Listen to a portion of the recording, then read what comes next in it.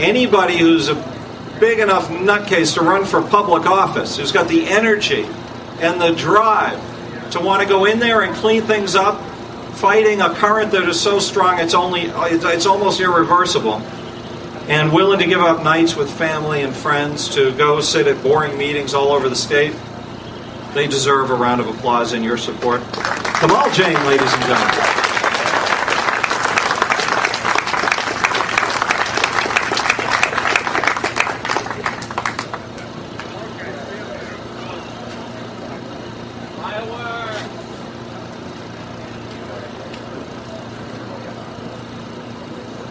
Before I start my regular notes, I think you all know why we're here. It's not just for the Tea Party, but because 233 years ago, something amazing happened here.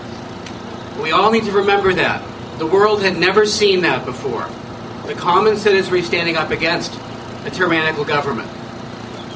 We're here today to do that again, and I hope you'll all join me.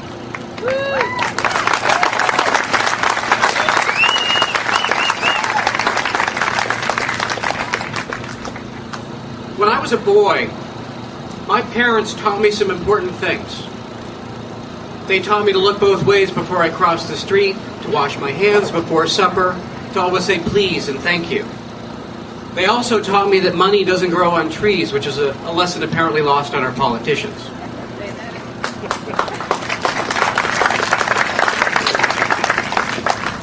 P.J. O'Rourke remarked that giving money and power to government is like giving whiskey and car keys to teenage boys. But that's exactly what we've done. We've let our friends up on the Hill continue to spend more money year after year after year. We've heard about painful cuts. Well, something interesting happened this last week, and I'm not just talking about the death of one or more celebrities. This past week, we started a new fiscal year here in Massachusetts. And we all heard about painful budget cuts. We all heard about cuts the year before. Let me tell you something. I have the audited numbers. In 2008, they spent $50 billion. And in 2009, $52.5 billion. And this year, they want to spend $54 billion. Does that sound like a cut to you? No!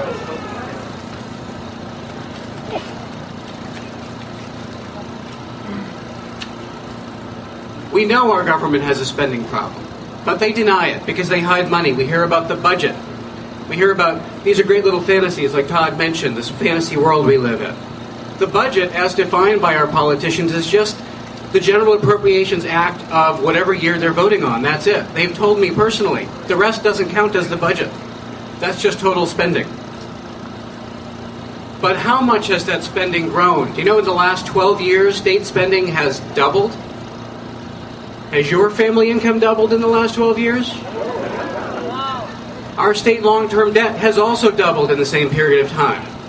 Think about that, because that's what you and your children and your grandchildren will be paying.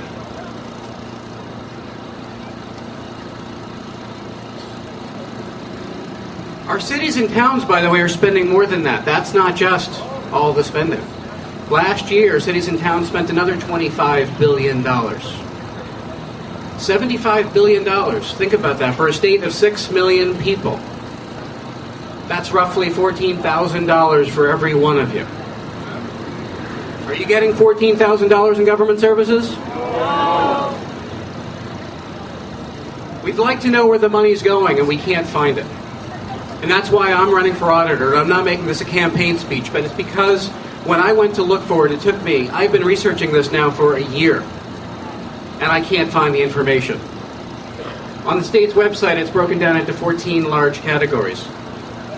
In this 220-page document, it's broken down into 40 categories. And yet, the government has told me that that is made up of 45 million individual transactions. Where is that information? How do you know where that money is going? How many of you have had the potholes in your neighborhood fixed? How many of you seen your schools improve? None of the money is going to improve our lives. I'm not really sure where the money's going. That's what we're trying to find out.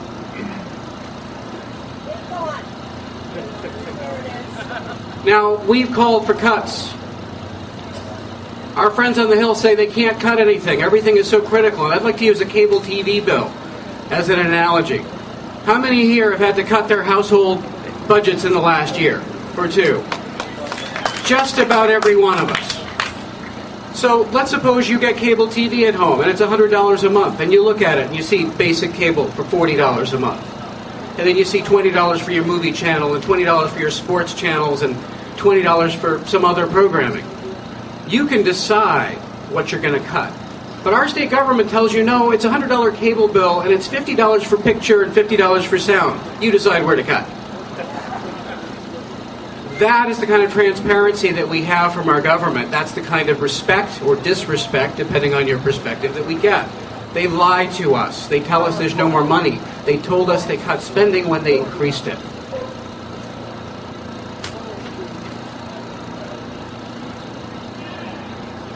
Roads, bridges, public safety, education, local aid. Important things. Do you know how much of the budget that makes up?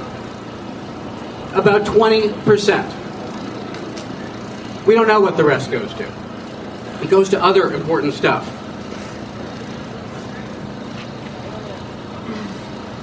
When you go through the budget, there's no division of wastefulness. There's no employees classified as unnecessary or extra. But we know they're there. I know people here today who work for our state government who tell me about painful cuts and layoffs they see in their departments. And yet, spending is going up. This is a problem. And until we have transparency from Beacon Hill and Capitol Hill in Washington, D.C., we are going to continue to be lied to about where the money is going and where the problems lay. And we need to fix that.